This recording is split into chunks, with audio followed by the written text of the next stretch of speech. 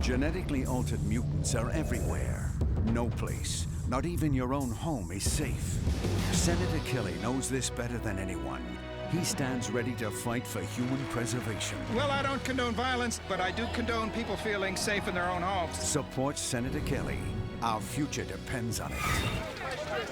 Well, I open these hearings today proud to be a senator from the freest nation on earth.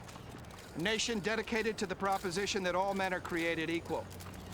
But what our forefathers could not foresee was a nation where we are no longer created equal. And that is why I am calling for the immediate passage of the Mutant Registration Act.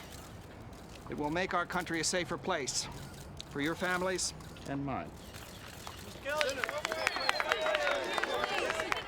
You just heard remarks by Chairman Robert Kelly prior to convening today's Senate subcommittee hearing on mutant activities. Senator Kelly's bill would require mandatory registration of all mutants by the federal government. XNN News has learned that these historic proceedings will include startling revelations about people with advanced genetic powers and stunning footage of the fabled mutants known as the X-Men.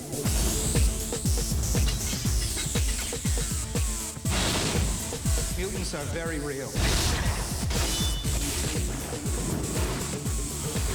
There's not many people that'll understand people like us. I've never seen anything like this before.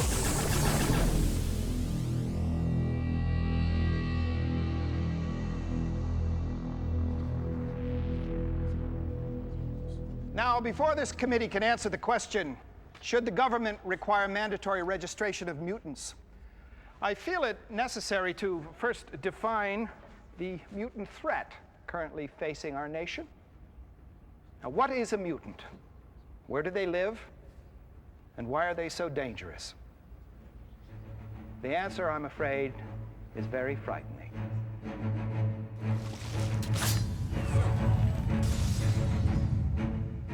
The mutant phenomenon, the genetically enhanced, are the next stage of human evolution. It's all about change. We're at that point in history where everything's about to change. We are now seeing the beginnings of another stage of human evolution. Not a new race of creature to be feared, but rather the opportunity to find advancement within us all. Inside all of us, we have the genetic potential for change. And in mutants, they have evolved. Where we are all Homo sapien, mutants are Homo superior. You're not the only one with gifts. This is a very natural process of evolution, and in time, everyone will develop these special skills. Mankind has evolved. Yes, into us. They've developed a particular individual talent. And because some of their talents are potentially dangerous, the world at large is disenchanted. There is this strong prejudice, which is in fact based on fear of their powers and fear that their powers will be used against people. There's not many people that'll understand people like us.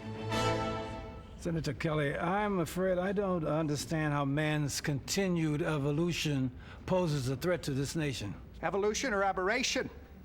I see that the mutant propaganda machine has been operating most effectively. But, Mr. Chairman, wouldn't it be more enlightened to try to integrate mutants into society Well, the fact is, Senator Radler, even to implement your, dare I say, naive plan, the essential first step is registration. The sadder fact is that some people still fail to realize that intolerance of any kind has never been successful in improving the fortunes of mankind. I know what you are. I think when anyone is born different, especially born with extraordinary powers, they pose an instantaneous threat. Look out! In X-Men, there are three forces at work. One is human beings who fear mutants. The second is the Brotherhood of Mutants. The Brotherhood's agenda is to preserve mutants by any means necessary. We are the future, Charles, not them. They no longer matter. The only force equipped with the understanding to oppose Brotherhood is the X-Men. They are reluctant superheroes sworn to defend a world that hates and fears them. The whole world out there is full of people that hate and fear you, and you're wasting your time trying to protect them. Magneto and Professor Xavier are two mutants who were colleagues, but they have parted because their philosophies have become so different as to how they could continue to live in the world. Don't give up on them. What will you have me do? Their ideas of the way forward is completely different. Professor Xavier creates the X-Men and the school for good, to try and encourage harmony. What is this place?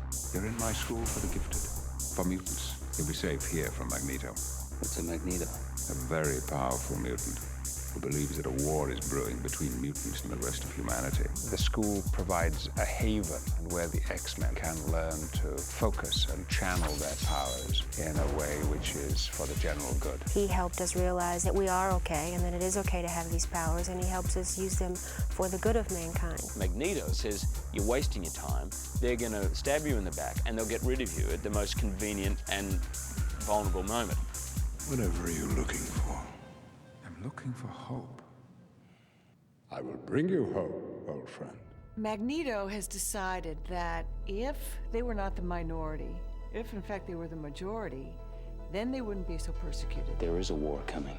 You sure you're on the right side? My character, Wolverine, is firmly stuck right in the middle, and he doesn't know which way to go. He doesn't particularly want to be drawn in any which way. And so for the audience, through Wolverine's eyes, they can see all different points of view. At least I've chosen a side. When we return, the senator from Kansas promises to divulge the unique genetic powers possessed by each of the mutants, known as the X-Men. Now, this is a photo taken by a state police officer in Secaucus, New Jersey. Man in a minor traffic altercation literally melted the car in front of his. Here's a woman from Indiana who can walk through walls. Now, how long would the Pentagon or the White House or our churches or our schools be safe from attack by legions of mutants so empowered? Senator Kelly, I am most eager to know of any real threat posed to our country, but I also know how my family and thousands of others suffered unjustly from the unfounded hysteria surrounding the Second World War. Before you mention proof, I challenge you now to provide it. Just who are these mutants, and what are their powers?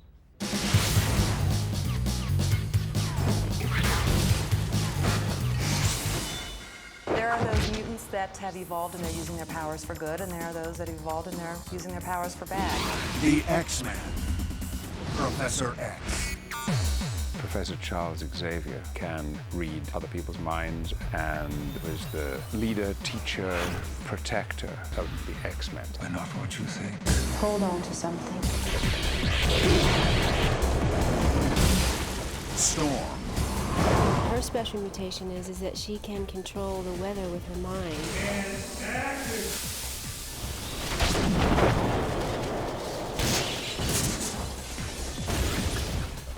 Fight with us. Wolverine. Wolverine can heal himself. So if he gets a gash or wound, it just instantly, before your eyes, sort of comes back. He's also got a skeleton, which has been laid with this special metal called adamantium. When the adamantium was put into his body, they also wiped out his memory so that he wouldn't know who did it to him. And he is continually searching to try to find his life. It's been almost 15 years, hasn't it? Living from day to day, moving from place to place, with no memory of who or what you are. Shut up. He's a very dark character, and he can heal himself. It doesn't make him necessarily a really nice guy. Get out. Where am I supposed to go? I don't know. You don't know or you don't care? Pick one. Rogue. Rogue has this power to absorb other people's energy. Each mutant ability has both a blessing and a curse. Rogue can take anyone's powers from them, but she can never have physical contact with another human being. The first boy I ever kissed ended up in a coma for 3 weeks. Everything about being a teenager and not feeling like you fit in is just magnified by being a mutant. Jean Grey. Jean Grey has telekinetic and telepathic powers. She can move objects with her mind and read people's minds. She's somebody who's still developing her powers. Jean Grey's fiance is Cyclops, and then in comes Wolverine. So there's sort of this thing going on where Cyclops notices somewhat of an attraction between the other two. Couldn't wait to get my shirt off again, huh? It causes all sorts of drama. You want to get out of my way? Cyclops. The reason he's called Cyclops is because he lost the power to control these optic blasts that flow from his eyes, so he has to wear a visor with a ruby quartz lens. Cyclops has this incredible energy that comes from his eyes, but he can never really, look at another human being with his naked eyes without destroying them. You better close your eyes. The Brotherhood. Magneto. Magneto is the master of magnetism. He can attract metals, he can bend metals. All right, go! Magneto has helpers against the X-Men. You'll be my only defense. Sabretooth. Sabretooth has cat-like agility and superhuman strength, and I wreak havoc on the X-Men. Of course, there's Sabretooth's way of dealing with things, which is just pure violence. Scream for me. Mystique. Mystique, who's the shapeshifter, and I'm the martial arts fighter. And I morph into other characters in the movie, and I'm solid blue. Toad. Toad is one of Magneto's henchmen from the Brotherhood. He's got the ability to leap and bound and stick on walls, has a long tongue, and slime is very toxic as well. If he slimes you with his tongue, it's like suffocating your face, really. Don't you people ever die! It is clear to me that the emergence of this so-called mutated gene in certain people seems to be part of man's natural growth. How can we be so bold as to suggest regulating what is clearly God's work? Mutation is not God's work, Senator. It is a genetic defect. However, one should love the mutant, but hate the mutation. You continue to insist that all mutants are evil when it is clear that there are those out there risking their lives daily to protect us. I assume you are referring to the insurgent mutant faction, commonly known as the X-Men. Insurgent is your opinion, Senator. What I want to know is, who is behind the X-Men? Rolling. Selfie. I was a big fan of The Usual Suspects and Apt Pupil, and so I respect him as a filmmaker. Such a great shot. Bryan Singer's vision was grounded in terms of story and character, and it is not overly fantastic and not overly comic booky. I really don't see it as a comic book movie, even though it is. It's based on the X-Men comics. So that's the first genre you would want to put it in. But just because of Bryan Singer's approach, it becomes different. I always try to remain respectful to the essence of the characters. And since the characters over 38 years have gone through so many different transformations, it's an awful lot to choose from. But at the same time, I tried to tell an original story. I have made the first move. That is all they know. The film primarily is set in the very real world, in places like Washington, D.C., Westchester, New York, up in Canada. But it's the not-so-distant future, so part of the conventional world has been altered a little bit. Where am I? What he has, more than most film directors, is taste. Cut. He's somebody who just loves movies and wants to make the best movie possible. First you're pivoting here, putting all the weight on this arm, and then you're going whoosh to spin like that. He lives for making movies. Cut! Bravo! The subcommittee on mutant activities is taking a short recess. When we reconvene, Chairman Kelly has promised proof that mutants have existed since 1963. Senator Kelly, there's one thing I don't fully follow.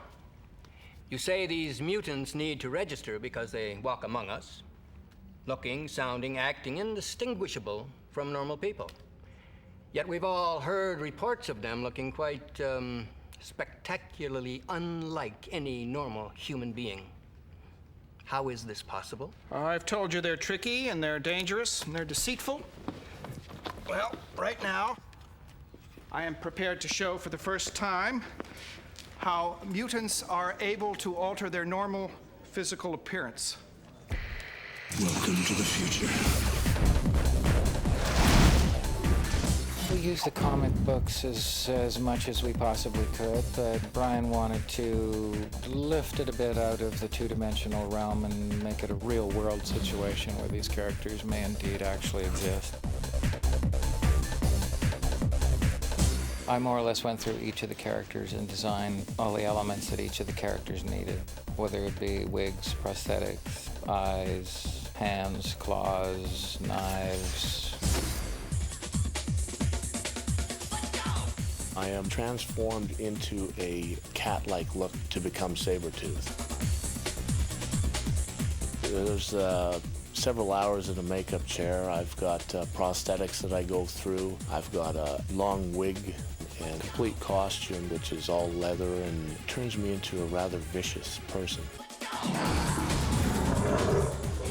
Mystique is a whole different ball of wax. She's essentially nude. I had to sit through 7 to 8 hours of makeup every day. It was like 2/3 of my body covered in prosthetics, and the rest was all airbrushed. When I first took this on, they told me it would take 10 hours. 6 hours. 10 hours. The majority of these prosthetics are self-sticking, except for the edges. The fact that we don't have to glue the prosthetics down, we just glue the very, very edges. It's a brand new technology, so it's not something that anybody's ever tested before. You know those, like, silicone spiders that you throw against the wall and they slowly climb down the wall? That's what they feel like.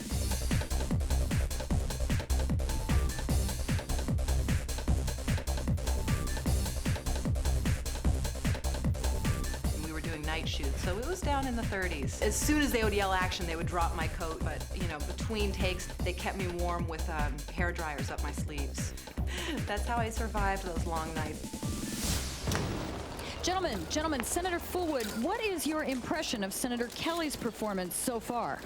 Terry, I feel certain that future generations will come to regard Senator Kelly as a visionary.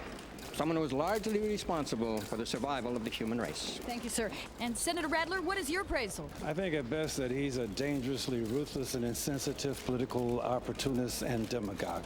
And at worst? He's read far too many comic books. Who are you people? The X-Men were created in 1963. I worked with Jack Kirby, and Jack was, to my mind, the best artist you could find to do superhero comics. He drew the characters magnificently, I think, and we were off and running. My biggest problem was, how do they get their superpowers? You know, in every superhero story, you have to mention how the hero or heroine got that way. Well, I couldn't have everybody bitten by radioactive spiders or hit by gamma rays. It suddenly occurred to me, if I could say that people are mutants, I need no further explanation. I've never seen anything like this before. I think this was sort of Stan Lee and Jack Kirby's way of commenting on prejudice in their own colorful way. Every young person at some point in their life feels different. They feel strange. They feel like they don't belong. And they dream of going to a special place where they could be taken care of and loved for who or whatever they are. The reason why X-Men is a hit with the fans is because the metaphor works so well. There's something very special about the X-Men that does translate. It's the #1 comic book in the world. Out of the top 10 comics today in America, 4 are the X-Men universe.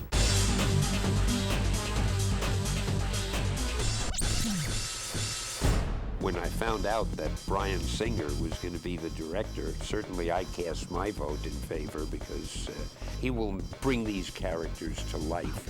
When I heard that Lauren Shuladana was going to be one of the producers, I mean, that just made it a perfect package because she is so good at what she does. It was obvious that they had the right feeling. They understood what made it popular, and I can't wait to see it. After this short message, Senator Kelly will wrap up his controversial mutant debate. Senator, do you have a moment? Sure. We need to get your feedback on today's hearing. Senator, do you think you have the necessary votes for the passage of your bill? Oh, absolutely. I think the American people saw the enemy today, and it is within us. And if we fail to act, if we fail to do what we know we must, we will be destroyed. And with the support of all genetically pure and patriotic Americans, I can gladly promise you victory over mutants.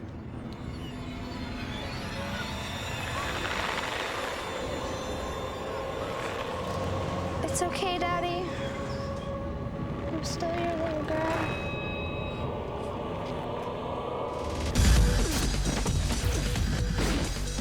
It's an action movie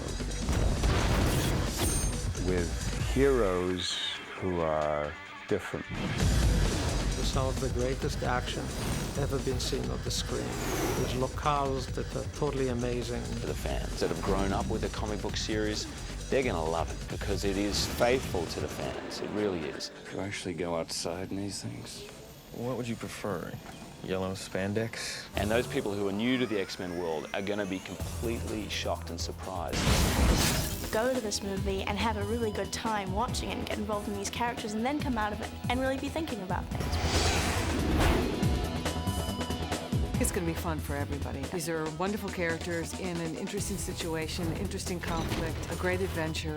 It'll appeal to people young and old. The kids will come out going, how cool would it be to have those powers? What's smart about this is that Bryan Singer is also making this for adults. Such a variety of strange, unusual characters. It's the magic of science fiction and fantasy. Also, I challenge people to count the X's in X-Men. There are X's everywhere.